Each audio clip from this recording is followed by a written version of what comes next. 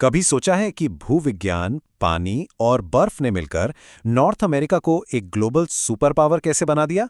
चलिए, आज इसी सवाल का जवाब ढूंढते हैं और नक्शे पर इस कहानी को समझते हैं। तो आज की हमारी यात्रा इन 5 हिस्सों में बटी है।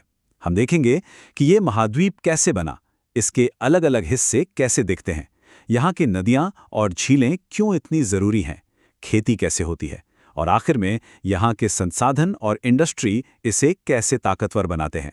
ठीक है, तो शुरू करते हैं हमारे पहले पड़ाव से।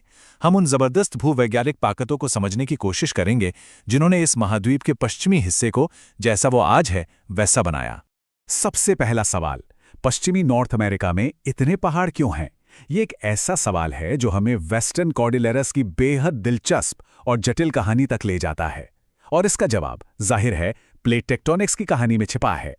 देखिए, यहाँ एक नहीं बल्कि 3 अलग अलग टेक्टोनिक घटनाएं एक साथ हो रही थीं, जो इसे बहुत खास बनाती हैं।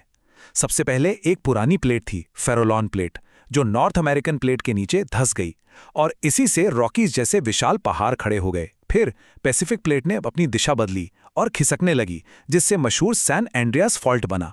और कहानी यहीं खत्म नहीं होती।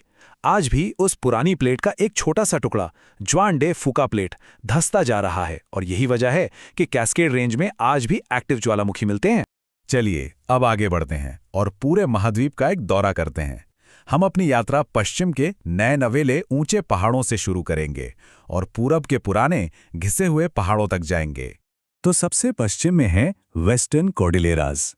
इनमें रॉकीज और सियरा नेवादा जैसे नए और ऊबड़-खाबड़ पहाड़ आते हैं। ये देखने में तो शानदार हैं ही, लेकिन जमीन के नीचे ये सोना और तांबे जैसे कीमती खनिजों का खजाना भी छिपाए हुए हैं। जैसे ही हम इन पहाड़ों से पूरब की तरफ उतरते हैं, हमारा सामना होता है विशाल सपाट मैदानों से। इन्हें द ग्रेट प्लेन्स या प्रेरीज कहा जाता है। ये शीतोष्ण घास के मैदान हैं और इन्हें दुनिया का अन्न भंडार भी कहा जाता है। खासकर गेहूं की खेती के लिए ये बेहद ज़रूरी हैं। और थोड़ा पूरब की ओर बढ़ने पर हम पहुंचते हैं कनेडियन शील्ड पर।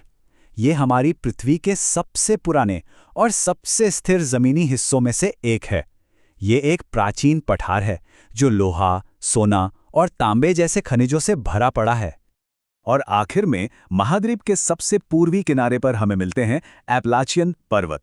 ये कुछ अपने भारत के अरावली पर्वतों जैसे हैं, बहुत पुराने और समय के साथ घिस चुके फोल्ड माउंटेन्स। और इन्हीं पहाड़ों ने अमेरिका की औद्योगिक क्रांति को ईंधन दिया, क्योंकि यहाँ कोयले का विशाल भंडार मौजूद है।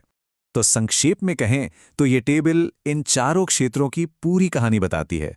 पश्चिम में जवान खनिज से भरे पहाड़, बीच में खेती के लिए उपजाऊ मैदान, उत्तर पूर्व में खनिजों का प्राचीन खजाना और पूरब में कोयले से भरे पुराने पहाड़। ये चारों मिलकर ही नॉर्थ अमेरिका का भूगोल बनाते हैं। अच्छा, जमीन की बात तो हो गई। अब अपना ध्यान उन जल प्रणालियों पर लगाते हैं जो इस महाद्वीप की जीवन रेखाएं हैं। मतलब इसका सर्कुलेटरी सिस्टम, जो इसकी अर्थव्यवस्था को चलाता है। यहाँ की 4 सबसे अहम नदी प्रणालियां हैं। मिसिसिपी मिसौरी खेती को पानी देती है, कोलोराडो नदी ने मशहूर ग्रैंड कैनियन बनाया है, सेंट लॉरेंस एक बहुत ज़रूरी व्यापारिक जलमार्ग है और कोलंबिया नदी से बड़े पैमाने पर पनबिजली यानी हाइड्रोइलेक्ट्रिक पावर पैदा होती है। और अब बात करते हैं ग्रेट लेक्स की। इनका पश्चिम से पूरब का क्रम याद रखना बहुत ज़रूरी है। ये अक्सर यूपीएससी जैसे एग्जाम्स में पूछा जाता है। तो क्रम है सुपीरियर, मिशिगन, ह्यूरॉन, ईरी और ओंटारियो। ये क्रम हमें ये समझने में भी मदद करता है कि नियाग्रा फॉल्स कहाँ है। वो ईरी और ओंटारियो झीलों के बीच में ही है। और ये झीलें कितनी बड़ी हैं, इसका अंदाज़ा इस नंबर से लगाइए, 20%। जी हाँ, पूरी दुनिया की सतह पर मौजूद ताज़े पानी का 20% हिस्सा सिर्फ इन ग्रेट लेक्स में है। ये एक चौंका देने वाला आंकड़ा है ना?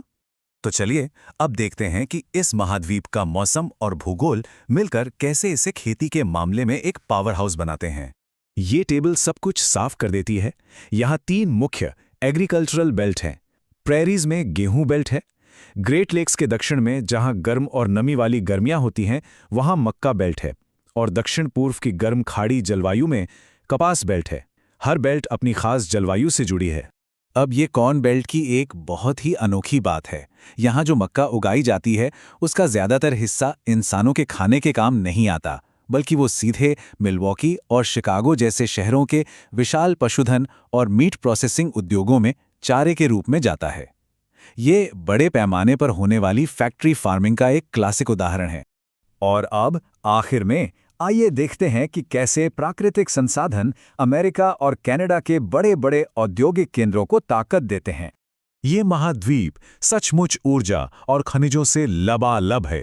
एपेलेचियन पहाड़ों में कोयला, सुपीरियर झील के पास लोहा, शेल गैस के विशाल भंडार, कनाडा में दुनिया का 1/4 यूरेनियम और टेक्सास में पेट्रोलियम। इन्हीं सब ने मिलकर इसके औद्योगिक विकास की नींव रखी है। और इन्हीं संसाधनों ने 4 मुख्य औद्योगिक क्षेत्रों को जन्म दिया है। पूर्व उत्तर में फाइनेंस सर्विसेज का हब है, ग्रेट लेक्स के आसपास पारंपरिक मैन्युफैक्चरिंग है जिसे रस्ट बेल्ट भी कहते हैं, खाड़ी तट पर पेट्रोकेमिकल इंडस्ट्री है और प्रशांत तट पर आज की दुनिया की टेक्नोलॉजी और एरोस्पेस इंडस्ट्री है। तो हमने देखा कि कैसे टेक्टोनिक प्लेटों से लेकर नदियों तक हर एक भौगोलिक चीज ने नॉर्थ अमेरिका के विकास में अपनी भूमिका निभाई है। लेकिन कहानी यहाँ खत्म नहीं होती। असली सवाल तो ये है, भूगोल ने इसके अतीत को तो आकार दे दिया, पर क्या जलवायु परिवर्तन के बदलते पैटर्न नॉर्थ अमेरिका के भविष्य को फिर से एक नया आकार देंगे? इस पर सोचना बहुत जरूरी है।